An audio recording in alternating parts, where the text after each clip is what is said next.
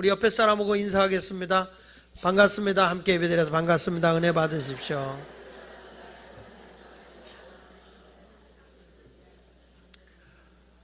바울이 지난 시간에는 고린도에서 전도 사역을 한 내용이 많이 소개되어져 있죠.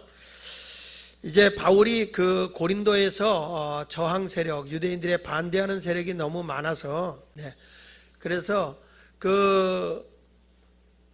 그가 그곳을 떠나려고 마음을 먹었는데, 그 마음을 먹고 있었는데 하나님께서 그대로 머물러 있어라. 그래서 그곳에서 1년 6개월을 머물면서 하나님의 말씀을 전도하기에 이르렀습니다.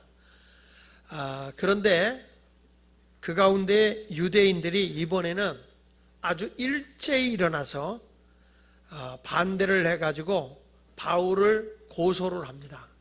유대인의 법정에 세워서 갈리오 앞에 세우게 되었는데, 이 갈리오가 아주 지혜롭고 총명한 사람이로서 이거 종교적인 재판을 내가 하는 게 옳지 않겠다 이렇게 생각하고 기각을 시켰어요. 사실 바울이 복음을 전한다는 이유로 유대인들에게 고소를 당하고 이 종교적인 문제를 가지고 이게 사회 법정에 가서 재판을 한다고 하는 것이 이게 옳은 일은 아니라고 생각을 합니다. 여러분, 종교적인 사건이 사회적 재판으로 해결한다는 게 옳다고 생각합니까? 답은 아니거든요.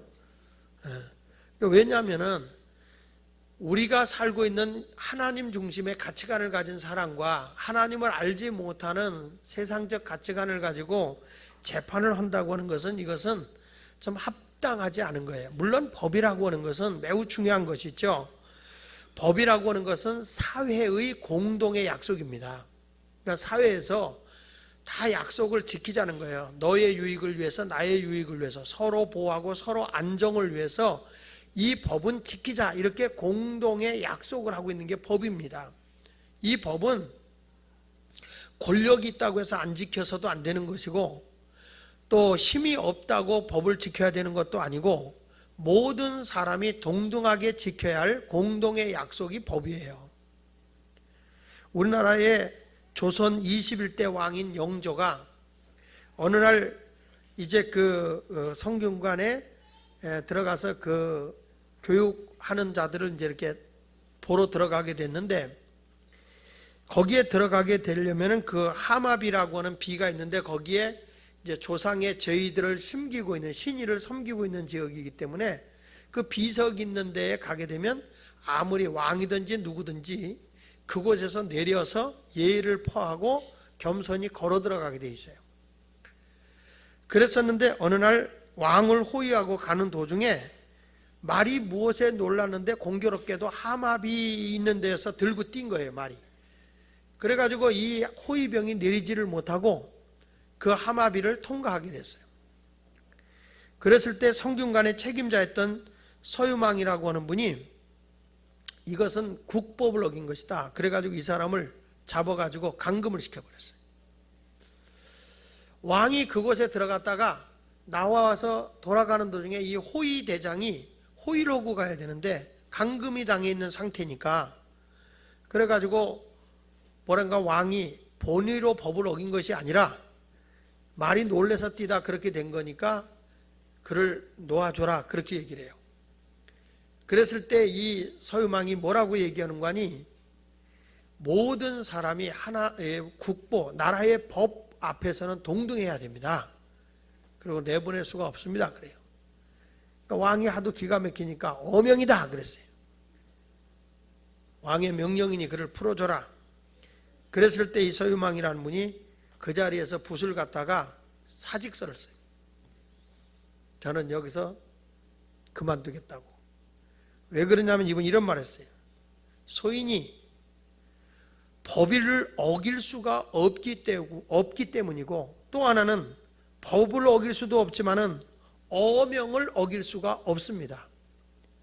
그러니까 법도 지킬 수 없고 어명도 내가 지킬 수 없다면 내가 물러나는 것이 원칙입니다. 그리고 그 자리에서 물러났어요. 그러니 왕이 얼마나 화가 났겠어요? 여러분 같으면. 그래서 영조가 호위병이 없이 그 왕이 돌아옵니다.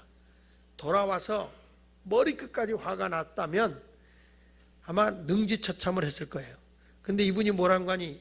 이 나라에 이와 같이 곳곳하게 법을 지키는 분이 있구나. 그래서 오히려 그에게 권자를 하나 더 진급시켜줬다는 거예요.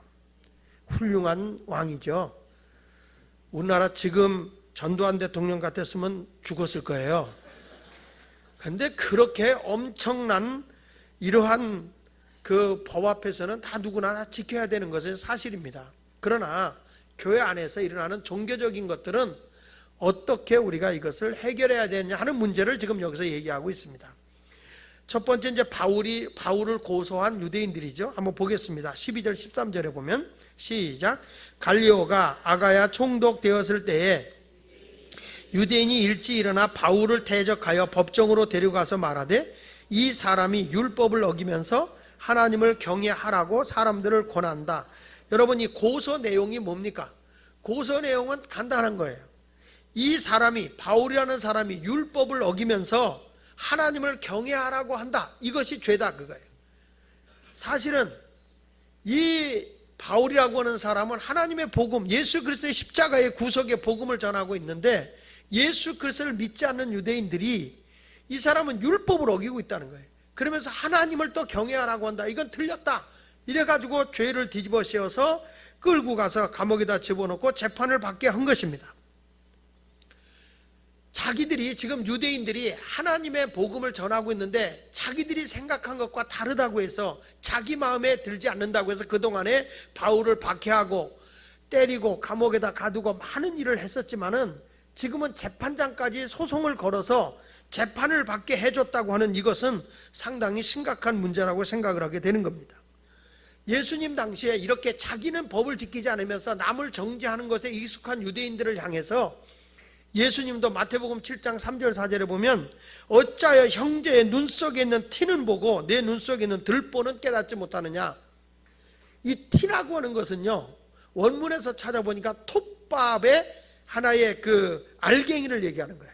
여러분 톱밥 아시죠? 톱을 이렇게 키면은 톱밥이 갑자기 바람에 날려서 눈에 들어가요. 그 티끌이에요. 톱밥의 자그마한 세포 하나가 티끌이에요. 그런데 여기서 들보는 뭐냐면 석가래 또는 통나무라고 해요. 통나무. 이게 통나무를 눈에 넣을 수도 없겠지만은 통나무를 내가 눈에 넣으면서 왜 남의 그 자그마한 미세한 먼지 들어간 티, 그것 가지고 내가 시비 거느냐. 사람들은 특이해요. 남에 대해서 좋은 점, 장점, 그런 것을 칭찬하고 나갈 때는 사람들이 별로 관심이 없어요. 그런데 남에 대해서 조그만 약점이나 잘못된 것을 얘기할 때는 아주 집단적으로 동조를 해요. 아, 맞아, 그래, 그 인간이 눈빛이 좀 처음부터 다르긴 했어. 이러면서 자꾸 사람들을 이게 나쁜 말을 할 때는 상상할 수 없는 사람의 모함을 동조해요. 좋은 일로 함께 하잖아요. 저는 우리나라 요즘에도 보면 대통령을 너무너무 많이 욕을 하거든요. 근데 대통령이 다 잘못하는 것만 아니거든요. 근데 지금 모든 우리나라의 경제가 풀리지 않는 것도 또 이 빈익빈 부익부가 되는 것도 다 대통령이 다 잘못했고 나라 경제가 뒤틀리는 것도 다 대통령이 잘못했다고 그래. 지금 대통령 한 6개월? 7개월이면 끝나거든요. 그럼 여러분 한번 생각해봐요. 대통령 바뀌면 여러분 다 잘 될 것 같아요?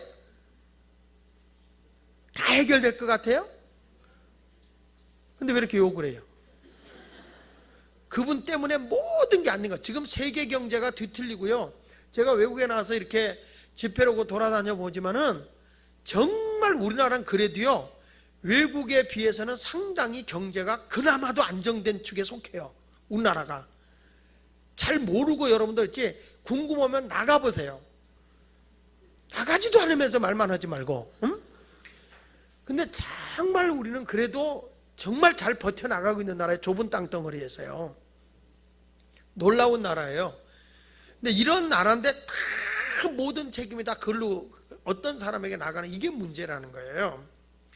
이런 말이 있어요. 자기만을 사랑에 빠진 사람은 마침내 죽는다. 자기에 빠진 사람은 죽고 남을 위해 자기를 희생하는 사람은 영원히 산다. 그런 얘기예요.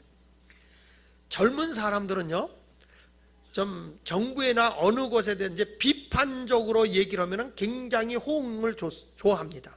좋아해요. 근데 약간 긍정적으로 보면 이런 얘기예요. 보수 꼴통 이런 얘기예요.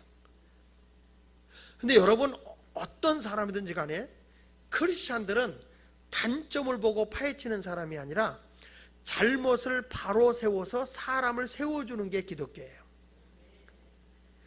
비판하는 사람들의 특징을 보면 대안이 없어요. 무조건이야. 비판을 위한 비판을 하는 거예요. 이게 사는 게 아니에요. 사람이요, 이런 말 있잖아요. 측은지심이 없으면 사람이 아니다. 측은지심이 없으면 사람이다. 이게 측은지심이 뭐예요? 연약한 사람을 돌봐주고 고난에 빠진 사람을 구원해 줄 줄 아는 마음이 측은지심이라고요. 그런데 사람들은, 그런 마음이 없는 사람은 절대로 그건 사람이 아니라는 거예요. 불쌍한 사람을 보면 불쌍히 볼 줄 알아야 되잖아요. 어려운 사람을 보면 딱하게 볼 줄 아는 마음이 있어야 되잖아요. 세상이 다 험악해도요, 왜 우리가 이렇게 살 수 있느냐면, 그래도 사람은 연민의 정이 있어요. 슬픈 일을 보면 눈물을 흘릴 줄 알아요. 어떤 사람이 괴로워하면 함께 고통을 느낄 줄 알아요. 이런 연민의 정이 있는 것이 사람이기 때문에 사람은 그만큼 인생을 살 가치가 있는 거예요.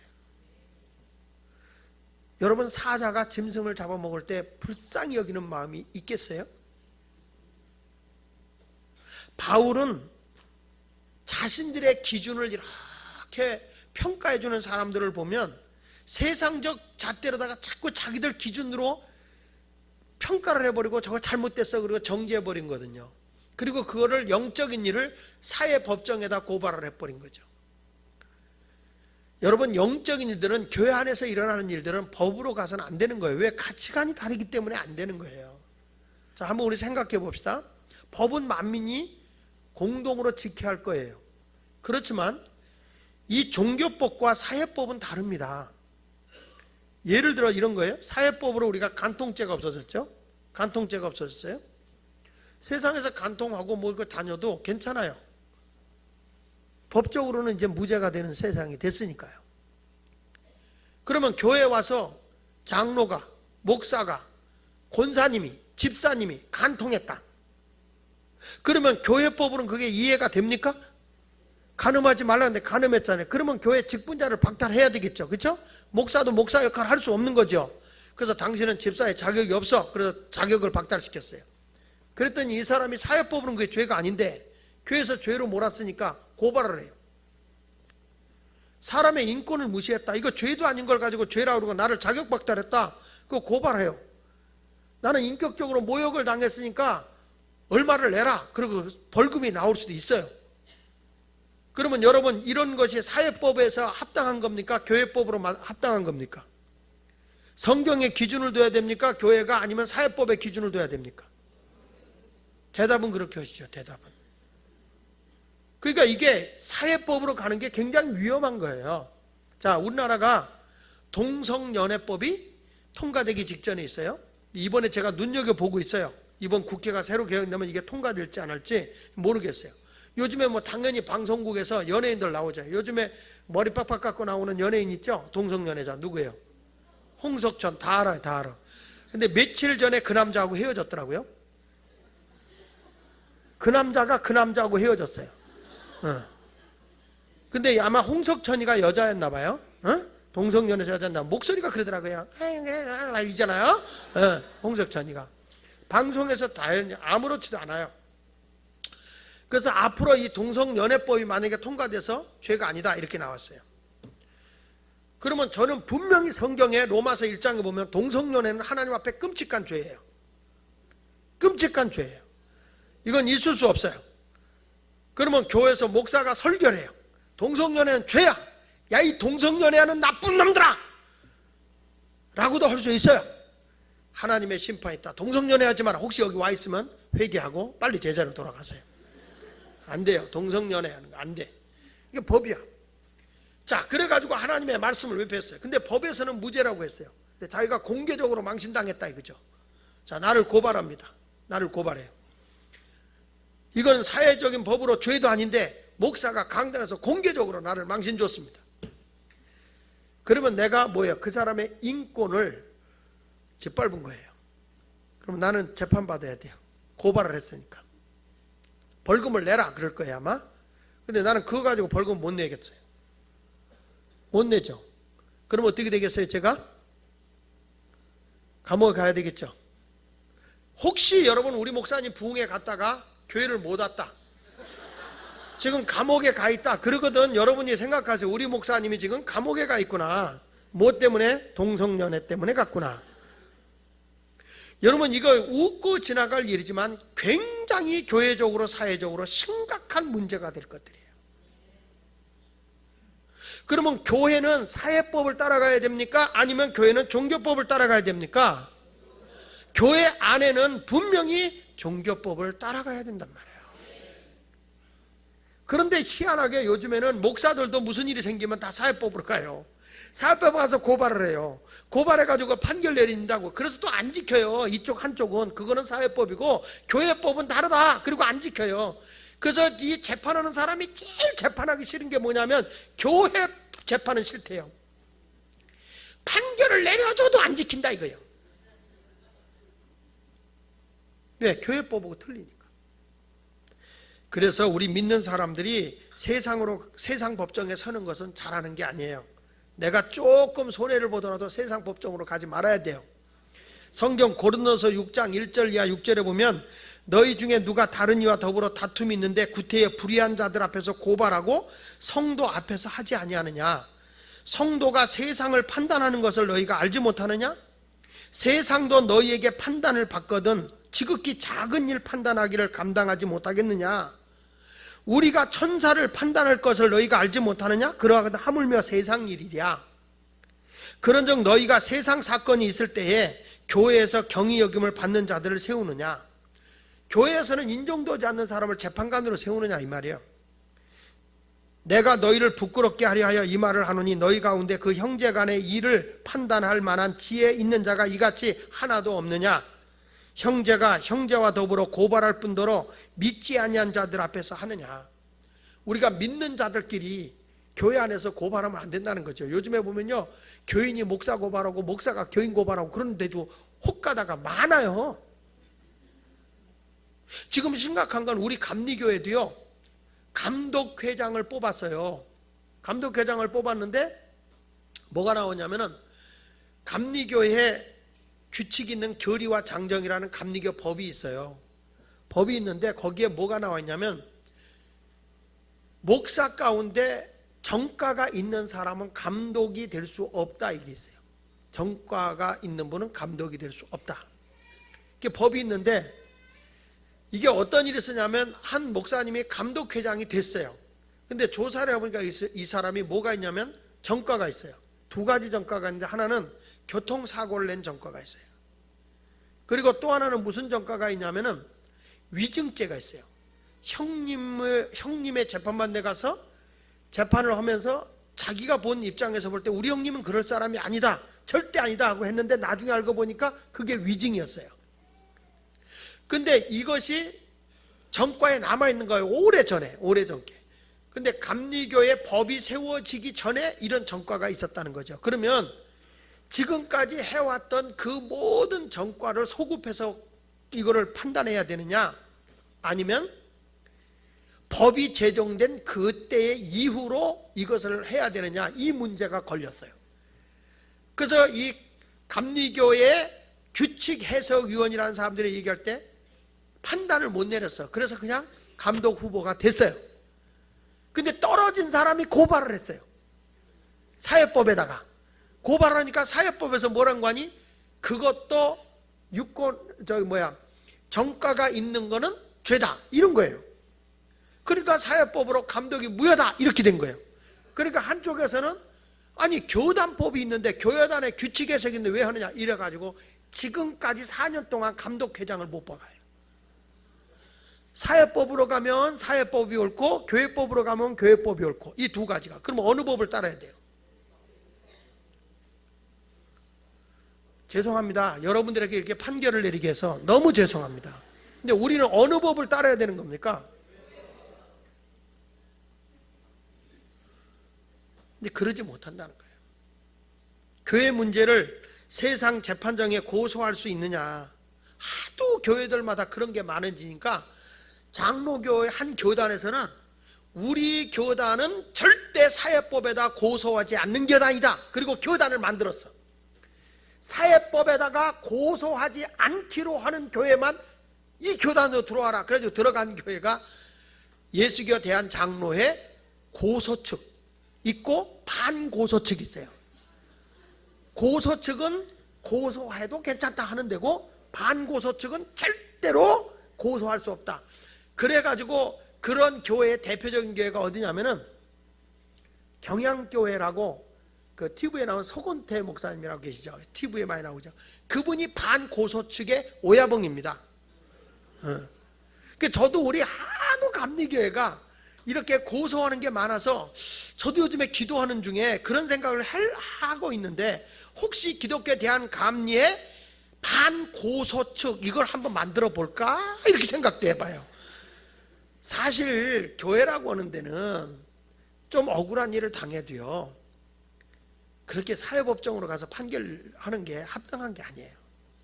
내가 손해보더라도 누가 판단하냐? 주님이 함께 하고 있어요. 주님께 모든 걸 맡기는 삶이 되었으면 좋겠어요. 사람이요 남을 칭찬하는 일에는 함께하지 않아도 남을 시기하고 남을 험담하고 모략하는 일에는 함께하잖아요. 여러분들 이렇게 앉아갖고 막 흉보는 일에는 막 끼어들잖아요. 많은 그룹이 젖이잖아요. 그래서 비판 세력은 똘똘 뭉쳐 있어요. 칭찬하고 남을 권면하는 데는 잘 안 되거든요. 그게 왜 그냥 인간의 마음이 부패돼서 그래요. 성경 예레미야 17장 9절에 만물보다 거짓되고 심히 부패한 것은 마음이다 그랬어요. 사람의 마음이 이상하죠? 남이 잘 되면 좋아하질 않아요. 특별히 한국 사람들은 공기할 때도 올려놓고 잡아먹는 습성이 있어가지고 나무를 올려놓고 잡아요. 널뛰기라도 올려놓고 떨어뜨려야 돼요. 윷놀이라도 잡아먹어야 기분이 좋아요. 우리 민족 문화 자체가 그래요. 근데 진정한 그리스도인은 지는 자가 이기는 거예요. 할렐루야. 제가 그 전에 한번 군대에 있을 때 뭐냐면 날들어 사회를 보라고 해서 사회에서 군인들 이제 팔씨름을 했거든요. 팔씨름. 팔씨름 해가지고 상을 주는 거예요. 그래가지고 그 팔씨름한테 상을 주는데 정말 힘센 놈이 있었어요. 정말 힘이 세요. 그 친구가 다 이겼어요. 마지막에 이제 그 친구하고 결승전 붙는 사람인데 둘이 보통 떡대가 아니에요. 보통 등치가 아니에요. 팔뚝 하나가 정말. 둘이 팔씨름했어요. 딱 하니까 한 사람이 졌죠. 한 사람이 졌어요. 근데 저는 진 사람에게 1등을 줬어요. 그랬더니 왜 1등이냐고 그래요. 내가 그때 군정전도사니까 성경에는 진자가 이기는 거라고 그랬습니다. 그래서 진자가 이기는 겁니다. 그리고 그 사람에게 상 줬더니 아이고 그분이 고참이었거든요. 진 사람이 얼마나 욕을 하는지 지금까지 그 욕소리가 들리는 것 같아요. 여러분 세상은 다 우리 기독교의 가치관하고 달라요. 남을 짓밟아 죽여서 내가 일어서야 이긴 자예요. 그러나 기독교는 진자 같으나 이긴 자예요. 가난한 자 같으나 부유한 자예요. 우리 모두는 하나님의 영광을 위해서 살아가는데 진정으로 판단할 분은 우리 주님밖에 없어요. 요한복음 5장 20여 절에 아버지께서 아무도 심판하지 아니하시고 심판을 다 아들에게 맡기셨어요. 내 인생의 주권은 누구에게 맡기고 하나님께 맡기고 억울한 일 당해도 너무 속상해하지 마세요. 지는 자가 이기는 거예요. 할렐루야.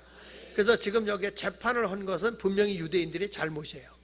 근데 거기 14절 15절에 봅시다. 이 재판을 갈리오가 기각을 합니다. 어떻게 기각하는가 보십시오. 자 14절 15절 시작.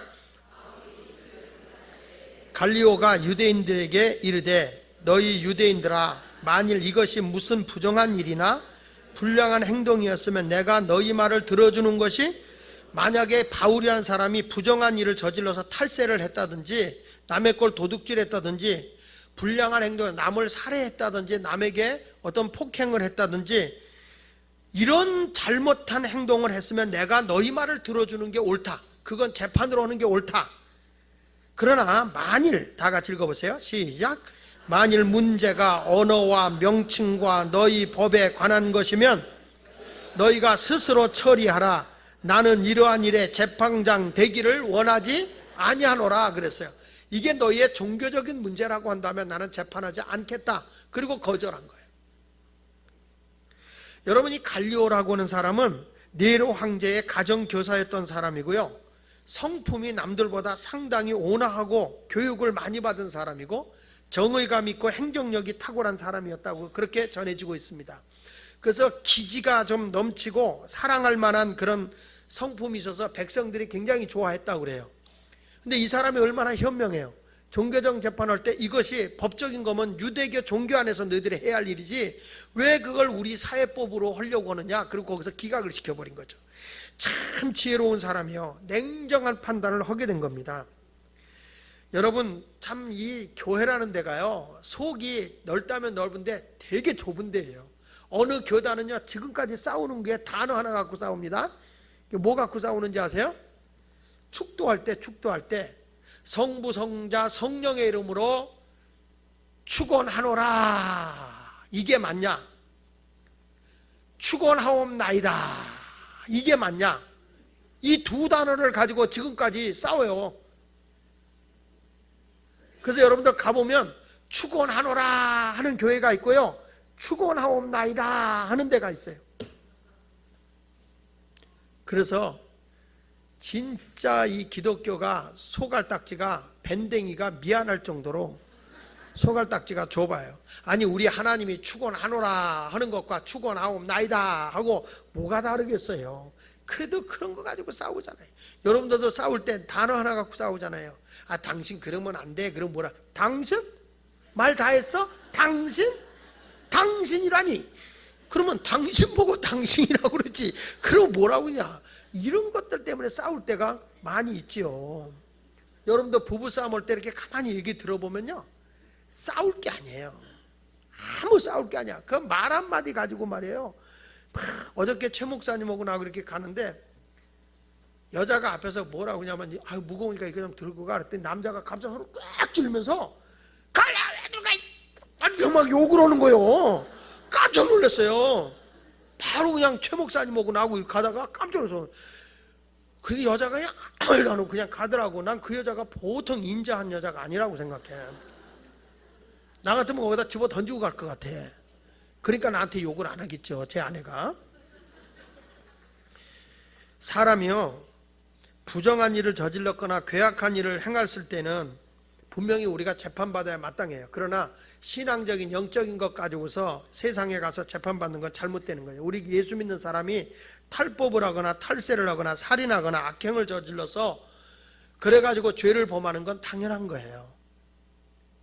그래서 성경이 이렇게 말하잖아요. 베드로전서 4장 15절에 보면 너희 중에 누구든지 살인이나 도둑질이나 악행이나 남의 일을 간섭하는 자로 고난을 받지 말아라. 그런 것 때문에 감옥에 가지고, 그러니까 우리가 뭐예요? 정직하게 살라는 거죠. 어느 목사님이 그 교회 아주 충성스러운 집사님인데 감옥에 가 있는 거예요. 왜 그러냐면 어음이 부도가 난 거예요. 근데 이 집사님이 돈이 없으니까 어음을 주고 계획적으로 부도를 낸 거예요. 그래가지고 감옥에 갔거든. 목사님이 너무 안타까운 거예요. 교회에 충성을 잘했는데. 그래 가가지고 목사님이 위로한다고 거기서 회개라도 하고 성경 보고 새 사람 돼서 나오라, 그런 마음을 가지고 목사님이 신방 가서 연애를 하면서 그렇게 한 거예요. 힘들고 어렵지만 잘 견디세요. 성경도 보시고요, 새 사람 돼가지고 나오세요. 이렇게 목사님이 권면해 줬어요. 그러면 그분이 목사님 죄송합니다, 부끄럽게 해서 죄송합니다, 이래야 정상이잖아요. 근데 이분이 뭐랬는지 아세요? 뭐 목사님 제 십자가인데 제가 잘 감당할 겁니다. 여러분, 그건 절대 십자가가 아니에요. 그건 죄값이에요. 만약에 어떤 분이 강도가 돼가지고 은행 가서 돈을 털었어요. 그리고 그 턴 돈에 11조를 드리고 감사금을 드렸어요. 이번만 무사히. 진정으로 그런 것은 아니잖아요. 그러니까 우리가 예수 믿는 사람은 내가 선한 일을 하다가 어려움을 당할 때는 인내하고 견뎌야 돼요. 그러나 예수 믿는 사람이 죄를 범하면서 피해가면서 하나님의 은혜라고 하는 건, 그거는 하나님을 모욕하는 거예요. 그렇게 살아서는 안 되겠죠. 믿음을 가진 사람과 의심하는 사람의 차이가 뭐냐면, 의심하는 사람은 대낮에도 어두운 것을 자꾸 바라봐요. 믿음이 바로 서 있지 하나님을 바로 의지하지 않는 사람은 자꾸 어두운 일을 찾아다녀요. 그런데 믿음의 사람은 세상이 온통 어둡고 세상이 다 그렇다고 해도 어두움 속에 빛을 찾아가는 사람이 바로 믿음의 사람인 거예요. 아이, 목사님처럼 살아가지고 다 거지돼요. 목사님이 설교하는 데 살면 우리는 살 수가 없어요. 이렇게 하고 세상 사람과 적당하게 살아서 안 된다는 거죠. 거지가 되더라도 나 한 사람도 바로 살아야 된다는 거죠. 그래야 세상이 바뀌지 않겠습니까? 힘들고 어려운 일이지만 그렇게 살아야 돼요. 아니, 의사들이 말이야, 요즘에 월급이 좀 올려야 되는데 병원의 운영이 좋지 않다 그래서 수술 안 해도 될 사람을 수술하잖아요. 일단 째놓고 보는 거예요. 수술해야 됩니다, 이렇게. 그건 아니잖아요. 돈이 안 돼도 수술 안 해도 됩니다. 제가 우리 교회에 있다가 미국으로 간 누구냐면 조기준 집사님이 참 마음에 드는 게, 조기준 집사는 정비공장에서 일하는데 다른 데서 오면 뭣도 갈아야 되고 뭣도 갈아야 된다 이렇게 얘기를 한대요. 그러면 이 조기준 집사는 정말 무식할 정도로 고지식한 분이잖아요. 우리 교회에 딱 갔는데 이분은 딱 자기가 해서 컴퓨터로 뽑아가지고 요건 몇 개월 더 쓰고 요건 몇 개월 더 쓰고 요건 몇 개월 더 쓰십시오 이렇게 다 뽑아서 준대요. 요번엔 요것만 갈면 됩니다. 아니, 다른 데서는 갈아도 된다는데 아예 안 갈아도 됩니다. 다 컴퓨터로 뽑아서 준대요. 그러니까 사람들이 신뢰감을 얻어가지고 그 사람이 가는 정비업소는요, 사람들이 엄청 몰고 오는 거예요. 너무너무 일이 많대, 자기에게는요. 어느 때는 너무 일이 많아서 힘들다고 얘기를 하더라고요. 근데도 정말 고마운 게, 우리 교회에 있다 간 그 친구가 그 두 애가 아주 그렇게 장진 집사하고 둘이 진실해요. 호주로 이사 갔던 박태봉이라는 집사도 완전히 고지식이거든요.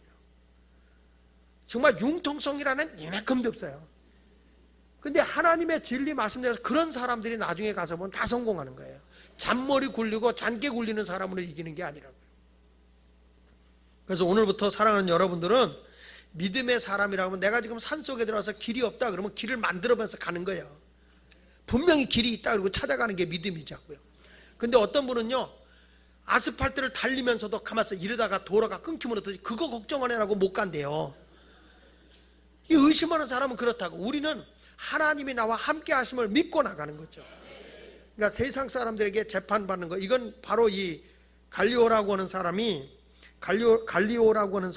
이 종교적인 재판을 기각했다. 이것은 역사적으로 굉장히 우리에게 많은 교훈을 주는 것입니다. 결론으로 여러분께 마지막으로 얘기하는 건, 따라서 사람을 판단하는 일에 신중해야 한다. 자, 16절 17절 보겠습니다. 시작. 그들을 법정에서 쫓아내니 모든 사람이 회당장 소수대네를 잡아 법정 앞에서 때리되 갈리오가 이 일을 상관하지 아니었다는 거예요. 무슨 얘기냐면, 유대인들이 불신자인 저 총독에게 망신을 당했다는 거예요. 유대인들이. 아니, 우리가 하나님의 말씀을 지키는 사람인데 저 사람한테 가서 망신당할 수가 있느냐. 그러니까 이게 전에 있던 이 고린도 교회의 그 고린도라고 하는 지역의 회당에 그리스보라는 회당장이 있었는데, 그 그리스보는 예수를 믿었단 말이에요. 그래서 거기서 물러나고 새로운 사람이 소스데네라고 하는 사람이 회당장이 됐는데, 이 사람이 유대인들에게 환심을 사기 위해서 일부러 바울을 고발한 거란 말이에요. 바울을 고발해서 보니까 이게 무죄잖아요. 아무 죄 없이 강제로 이 사람이 이렇게 죄를 뒤집어 씌워서 심판해서 집어넣은 거니까 유대인들이 망신당했다. 이게 화가 나가지고 소스데네를 완전 소스를 만들어 버렸어요. 아주 넋실나게 얘를 이제 때렸겠죠. 이게 뭐냐면, 사람을 정죄할 때 함부로 정죄하지 말라는 거거든요. 함부로 판단하지 말. 기독교는요, 사람을 정죄하는 종교가 아니라 사람의 잘못을 바로잡아주고 세워주는 종교예요. 그 사람을, 세상 정치는 짓밟아 버리죠. 짓밟아 버리고 남을 짓밟아서 내가 올라서려고 하는 것이 세상의 사람들이라고 한다면, 그래서 정치인들의 말을 들으면 안 돼요, 여러분. 정치인들은 남을 짓밟아서 자기가 이름 내려고 하는 거죠. 어떤 국회의원이 이런 얘기를 하더라고요. 뭐냐면, 일부러 비리를 막 만든다는 거예요. 막 만들어서 막 터트린다는 거예요. 막 물고 늘어진 거야. 친인척 삐리 그래 막 물고 늘어진대. 정치 말년이 되면. 그래서 그 사람을 붙잡아놓고 왜 그렇게 하냐 그러면 이런 말을 한대요. 매스컴에 내 이름 한번 나오려면 그 방법밖에 없다 그런대요. 자기 이름을 나타내야 이게 된다는 거죠. 이런 건 안 돼요. 절대 남을 판단하는 사람은 대개 자기가 그런 판단을 받거든요. 성경 말씀 마태복음 7장 1절로 2절에 보면 비판을 받지 아니하거든 비판하지 말라. 너희가 비판하는 그 비판으로 너희가 비판을 받게 된다 그랬어요. 그러니까 절대 남을 비판하지 말고 그저 감싸주고 새로운 사람이 되도록 하시기를 주의 이름으로 부탁을 드립니다. 로마서 2장 1절에 남을 판단하는 사람아 누구를 막론하고 내게 핑계하지 못할 것은 남을 판단하는 것으로 내가 너를 정죄함이 된다는 거예요. 그러니까 남을 심하게 판단하는 사람이 자기가 판단을 받아요. 우리 아주 유명한 목사님 한 분이 그렇게 목사님들을 판단하고 비판을 하더라고요. 근데 이분이 결국에는 무너져 버리더라고요. 이분이 무너지는데 아무도 그를 이렇게 보호해 주는 분이 없더라고요. 너무 비판적인 사람이었으니까. 뭐 누구라고 되면 다 알기 때문에 제가 얘기를 안 해요. 로마서 14장 13절에도 보면 우리가 다시는 서로 비판하지 말고 도리어 부딪힐 것이나 거칠 것을 형제 앞에 두지 마라. 비판하지 말고 이렇게 사람에게 내가 말한 농담이라도 그 사람이 거치는 것 같으면 하지 말라는 거예요. 한 번은 제 아우 목사가 이런 얘기를 해요. 형 좀 조심할 게 있어. 그래요. 뭐예요? 그랬더니 장경동 목사님이 형을 볼 때마다 칼빈이라고 그래. 칼빈이 누구냐면 장로교 창시자잖아요. 근데 이 칼빈은요, 그 진리의 말씀을 전하는데 그 말씀을 따르지 않으면요, 칼로다가 다 죽이는 사람이에요. 그래서 칼빈이요. 칼로. 이 스위스에 가보면 그 종교개혁지에 가보면 이렇습니다. 그 종교개혁을 그 칼빈 위에 종교개혁 스승이 쯔빙글러예요. 그 쯔빙글러가 종교개혁을 하는데 한 손에는 성경을 들고 있어요. 왼손에는. 오른손엔 칼을 들고 있어요. 그리고 왼발로는 사람을 발로 밟고 있어요. 그게 뭐냐면 하나님의 말씀에 어긋난 사람은 발로 밟아서 칼로 다 쳐서 죽이는 거예요. 그게 바로 종교개혁 시대 때 있었던 일이에요. 그래서 칼빈은 굉장히 많은 사람을 죽였습니다. 근데 그 장경동 목사가 날 들어보냐면 저는 뭐 누가 이렇게 얘기해서 이게 아니다 그러면요 그냥 네 그러고 지나가는데 꼭 그 자리에서 찔러버려요. 그건 아니다. 왜 그걸 이러하냐 이렇게 좀 즉석에서 이렇게 좀 지적해주는 스타일이에요. 제가 아주 안 좋은 성질이에요. 이게 이제 그래가지고 그렇게 딱딱 찔러주니까 형 보고 칼빈이래. 칼빈. 그거 고쳐야 되겠더라. 사람이 그러면 나중에 싫어서 떠나. 그런 거 아우가. 그 말을 듣고 보니까 말이 되더라고요. 근데 저도 그걸 굉장히 고치려고 노력하는데 그 타고난 습성이 그게 있어요. 근데 요즘에 제가 이렇게 보니까 그렇게 딱 잘못되면 딱딱딱 찔러주는 스타일이 제 아들이 그래요. 가만히 보면.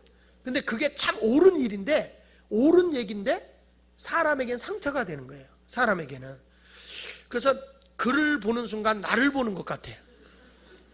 그래서 그 뒤부터는 저는 굉장히 그걸 고칩니다. 의도적으로 제가 고쳐나가는데 그 뒤부터 제가 장경동 목사님을 만나면 어디 가든 어떤 사람들은 이제 목사들이 다 칭찬만 하는 거 아니에요. 뭐 재밌게는 하지만은 뭐 들어보면 뭐가 없다는 둥 뭐 이런 얘기를 해요. 그래서 내가 그런 얘기하죠. 목사님 그런 분이 없습니다. 정말 국민의 부흥 강사입니다. 이분은 믿는 사람 안 믿는 사람 다 좋아합니다. 내가 그분하고 같이 어디 가면 그분 앞에 와서 다 사인해달라고 그러지 같은 텔레비에 나와도 나한테 사인해달라는 사람은 없습니다. 정말 대단한 사람이고요. 이렇게 부흥회를 하다 보면 믿지 않는 사람도 거기에 와가지고 막 앉아서 듣고 술 취해가지고 와서 너무 딱딱하다 그러면 웃겨 좀 봐요 그러면서 앉아있고요. 그러면서 그분들이 복음을 듣고 예수 믿는 사람이 많아요. 저는 그분이 진짜 한국의 모든 국민이 좋아하는 국민의 부흥 강사예요. 그래서 그분을 칭찬을 했어요. 가는 데마다 칭찬을 하고 막 높여줘요. 근데 우리나라 말에 이런 말을 써요. 발 없는 말이 아니야 그 사람 귀에 들어간다.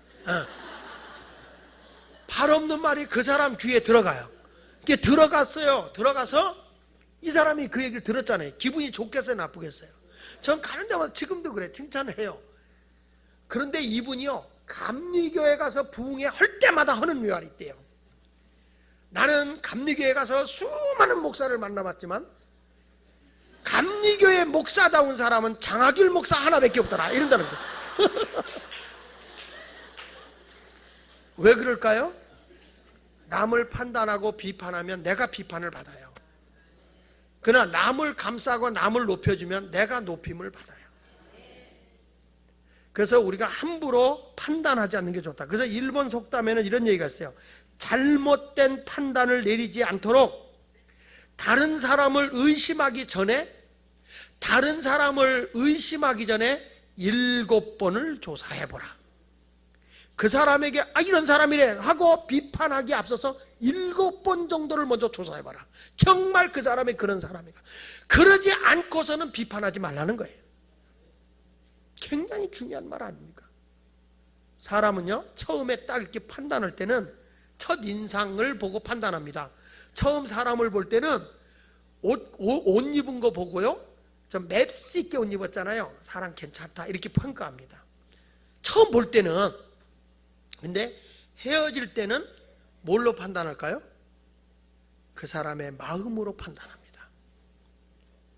처음 볼 때는 그 사람의 첫 인상으로 판단을 하겠지만 헤어질 때는 그 사람의 마음과 그 사람의 삶을 보고 판단하는 거예요. 여러분, 우리가 헤어질 때 처음에 좋았던 인상이 끝까지 가지 않기, 끝까지 간다면 얼마나 좋겠어요. 근데 인상이 좋은 게 아니야, 마음이 좋아야 돼. 그래서 찬송가 가운데 가장 은혜스러운 찬송가가 얼굴만 예쁘다고 여자냐, 마음이 고와야 여자지. 정말 저 그 노래 많이 들렸어요. 어떤 교회 가보면 아주 교회가 고상하고 지식이 많고 뭐 이렇게 배우잖아요. 그런데 사람이요, 알면 얼마나 알고 모르면 얼마나 모르겠어요. 우리가 도심지에 사니까 우린 그래도 고상한 거 많이 아는 것 같지만 시골에 계신 할머니들이나 이런 분들은 무식하고 모르는 것 같죠. 저는 지난번에 충주에 결혼식을 가다가 차가 너무 밀려서 결혼 주례를 못했습니다마는 가는 도중에 우리 예수 15마을 식구들하고 같이 본고로 가는 도중에 시골길을 이렇게 들어가게 되니까 제가 물었어요. 저게 뭔지 아냐고 물어봤어요. 다 대학 나온 사람들이에요. 대학원까지 나온 사람들이에요. 저게 무슨 나무인지 아냐? 그런데 정말 저 기절할 뻔했어요. 모르겠대요. 그게 토마토 나무였어요. 토마토 나무인데 모른다는 거예요. 자, 지나갔어요. 옆에 보니까 강낭콩이 이렇게 나 있어요. 강낭콩. 그래서 저게 뭔지 아냐? 모른대요. 자, 옆에 깻잎 먹는 거 있잖아요. 깻잎. 자, 이렇게 나왔어요. 저게 뭐냐? 그랬더니 깨다 그래요. 깻잎이죠. 그래요. 저게 들깨요, 참깨요. 몰라. 시골에 계신 할머니 다 알아요. 저는 더 놀라운 거는 그렇게 좋아하는 고구마를 드시는 분들이 고구마 줄기가 이렇게 있는데 저게 뭔지 아냐? 그랬더니 뭐예요, 목사님? 다음부터 내가 그랬어. 고구마 먹지 말라고. 모릅니다. 시골에 안 살아본 사람은 모릅니다. 저는 알았어요. 대학원 나온 인간들 아무것도 모르더라. 농촌에 사시는 할머니들만큼도 모르더라. 감자를 어떻게 심는지 아냐? 몰라. 오늘 이렇게 고상한 척하고 잘하는 척하는 여러분들에게 산에 가서 먹는 버섯 따오라 그러면 독버섯 따올 인간들 많아요. 우리는 이 세상을 살아가면서 내가 다 안다고 생각하면 안 된다는 걸 제가 말씀드리는 거예요. 다 분야의 전문가가 있습니다. 치과에 가면 입을 이렇게 제가 아는 장로님 한 분이 목사님 이쁜 여자 본 적 있습니까? 절대로 물어봐요. 많이 봤죠. 자기는 이쁜 여자 본 적이 한 번도 없대. 예쁜 여자 왔구나. 그런데 입에 하는데 고춧가루 껴있고 뭐 이게 막 치석이 돼 있고 그러면 이런다는 거예요. 예쁜 여자가 없대요. 그래서 자기는 스트레스가 있어서 일주일에 한두 번씩 꼭 나가서 골프를 쳐야서 스트레스를 푼다고 하더라고요. 내가 그분한테 그랬어요.